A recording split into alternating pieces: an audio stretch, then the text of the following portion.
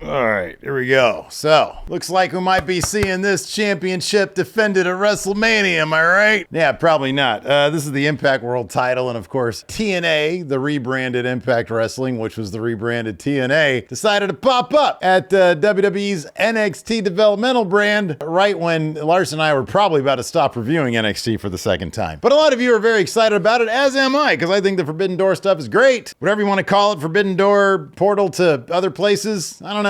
But I got this tweet to this morning, and somebody was like, hey, why didn't you put up a thread for hot takes over NXT/TNA crossover stuff? Because Jordynne Grace is going to be challenging for Roxanne Perez's NXT Women's Championship at Battleground of the UFC Apex thing. And I was like, all right, I just woke up, but I'll put up the thread, and after the podcast today, I'll go ahead and take your hot takes, and then we'll talk about them.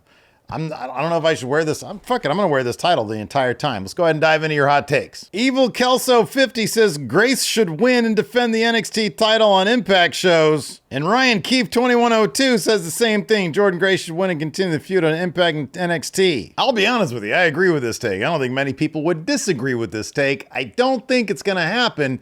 It all depends on how involved this whole NXT TNA thing is going to be. Clearly, WWE has the upper hand, and this is going to benefit TNA far more than it's going to benefit WWE, but it's still incredibly cool, and I hope they do some cool stuff with it. I hope this isn't a one-time deal. I saw a ton of takes online from various wrestlers, both in TNA and WWE, itching to do more stuff with TNA. I think it'd be a lot of fun. I think it'd inject a little bit of cool factor into NXT. It's already got some cool factor going on. They had a Sexy Red, and they had Ethan Page now there in the company. So a lot of cool stuff happening. And I think Jordynne Grace beating Roxanne Perez would be a shocking event. Let's see that title go to, I don't know, what, Stand and Deliver, Turning Point, Bound for Glory, Slammiversary. I know my TNA pay-per-views. Anyways, I think it'd be really cool for Jordynne Grace to win. I don't see it happening, but I do think that the level of cooperation that TNA has with NXT will probably lead to more cool stuff like this. At least one can hope. GorillaMon 541 says they should do a TNA invasion angle and reveal AJ Styles to be the mastermind behind it all. This take is way too cool to actually happen. That being said, the last time we saw AJ Styles, he was saying, I'm going to go talk to Nick Aldis and see what has to be done around here. Maybe, I don't know, maybe they'll give AJ one last run in TNA. Maybe they'll do some sort of TNA invasion of NXT, including AJ Styles. I mean, if he wants to be this big bad guy that he claims that he wants to be, what better way to do it would be to threaten the fabric of NXT and bring along with him Tommy Dreamer to have matches with all your NXT favorites. Something nobody wants to see, the ultimate heel move. AJ comes in and he says, I'm not going to wrestle, but you guys have to watch a Tommy Dreamer match. No, I'm joking. I think an invasion angle would be absolutely amazing. It'd be so cool. And they've got a bunch of ex-WWE names that would sort of bridge that gap if people were like, who the fuck is this guy?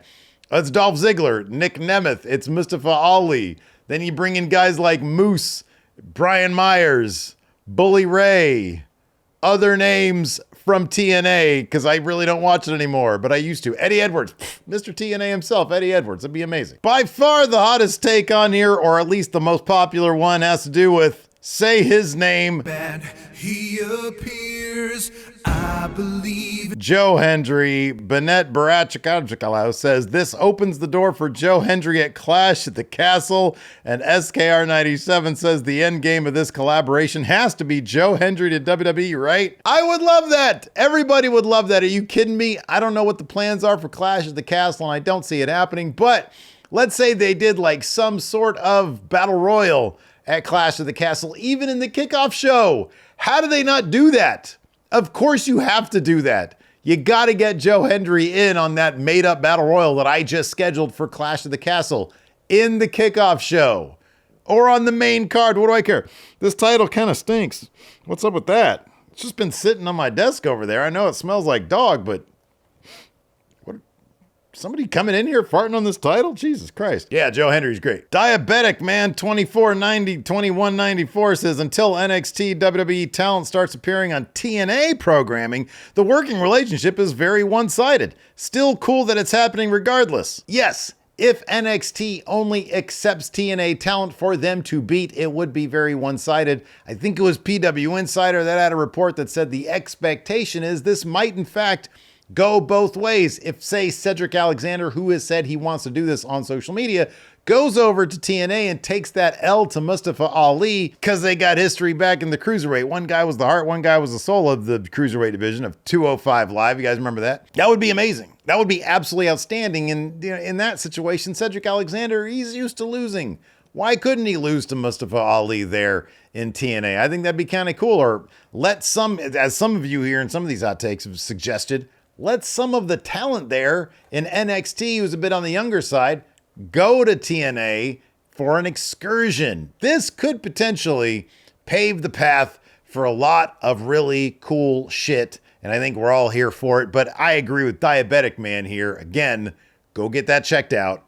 You got to make this a two-way deal. It's kind of frustrating, and I'm not here to dump on AEW, but it is kind of frustrating understanding the power dynamic with AEW and all the brands, all the other promotions that they do business with, understanding that it is kind of one-sided.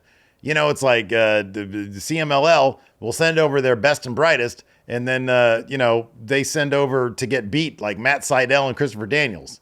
I know Blackpool Combat Club went over there, but I know that when they were like, hey, we're going to send you our guys to get beat, it's like Matt Sydal. Everybody beats Matt Sydal, man. So yeah, for it to be successful, it needs to be both ways, man. Drew Diesel says a potential NXT TNA premium live event could legitimately sell out a major arena. I mean, yeah, maybe. Like not a stadium, but like an arena, sure. Because I think NXT, some of their, like when they run the arenas, they do a pretty good deal there. They do a pretty good job of that. Look, let's not get this twisted. I don't think this is going to boost up TNA's ratings to like skyrocketing levels. It's possible they add a couple 100,000 to the 100,000 they have right now that watches their weekly television here in the United States of America. So it's a good deal for them. As far as selling out arenas, hey, you know what? One step at a time. All right, let's do baby steps. Let's start there, okay? Honked Off John says this is going to lead to Top Dollar getting his coveted feud with Michael Cole. I see this as a win. Evil Penguin says, I desperately want to see Axiom and Frazier take on Ace and Bay if they do a full show. Yes, that is 1,000% a dream match. I want to see that too. I think everybody want to see that. That match would actually absolutely fuck. It'd be amazing. Jay Bryant says, I need Trick Williams versus Moose. All right, I appreciate now you guys are fantasy booking this stuff, but let's not get crazy. I think Moose is currently their champion and Trick Williams is NXT's champion. I find it very difficult to believe that they would actually do champion versus champion on the men's side. They're already doing that with the women, but I don't think they're going to job out Moose to Trick Williams because that's how that would go. God, now the more that I think about it, I really want Jordynne Grace to win. She's so perfect. She's so ready for main roster WWE. When is her contract up? Does she want to go to WWE? Lost Mexican says, I pop for All Ego taking out Trick. They need to put the title on Ethan Page. Again, let's not get ahead of ourselves. Trick Williams is a generational talent, and I love Ethan Page. I think he's awesome. All Ego. I'm all about it. Don't think he's going to win that title off Trick Williams, but I do think NXT is the place for him to be. And I want to see what this guy can really do with people behind him that are actually pushing him, that actually knows what he can bring to the equation. I think Ethan Page would be perfect for NXT and then a great main roster run. He's still relatively young. I don't know how young he is. Probably mid-30s, I'd guess, which I don't know. Is that young or not? It's like 10 years younger than I am, so it's young for my age. Anyways, Ethan Page, yes, thumbs up. Him getting the title off Trick Williams immediately, no, thumbs down, then it's not going to happen. Eric's Music says one of the big reasons why WWE is working with TNA is to mess with Tony Khan since Forbidden Door is coming up. The timing is not a coincidence. So I would probably claim that this is a bit too conspiracy theory for my liking. On the other hand, we are about a month away from Forbidden Door, and WWE is kind of stealing the fire from the Forbidden Door concept. So maybe there's something to this. Regardless, it's really cool, and I don't really care. Then that just means AEW needs to step their game up even more. Forbidden Door, maybe figure out how to do time travel and bring some people back from the dead. The ultimate forbidden door. Who would you guys like to see in that particular premium live event? AEW stars versus dead wrestlers. Getting kind of grim now. Probably shouldn't go down that path. Clever username says, I think they're piloting this idea on NXT, and if it goes well, maybe in a few years we'll see something similar on main roster. So, kind of the problem with that is NXT is considered WWE's developmental, right? They're not a third brand on par with main roster. We've already seen the way Ilya, Carmelo, and Lyra Valkyria and how they're booked on main roster. They get to main roster and they still need to pay some dues. That's just how they're booked right now. If TNA is sort of on par with them, then them coming directly to main roster and doing the same thing, I don't know about that. But I don't know, maybe WWE and AEW can put aside their differences and start working together. I know it's never going to happen, but we can dream. It'd be pretty cool. I want to see it. Andrew Sharp says, imagine all the dream matches. I'll start Nick Nemeth versus insert anyone. Okay, I don't know if this is like a troll, but you do realize that Nick Nemeth, before he went to TNA, was in WWE. He was there. He was literally NXT champion. So, like, I don't really know. To be honest, I don't really want to see that. But hey, to each their own. Who was this that said that? Andrew, more power to you. I hope you get to see what you want to see. Anyways, that's going to do it for this Hot Takes. Hopefully I got all the salient ones there. This title kind of smells. I should upgrade to get one of them new TNA World titles. This one's falling apart. Look at this thing. The whole back thing is coming off. Holy shit, there's a treasure map on this thing. Oh my God. Oh wow. Time to go on an adventure.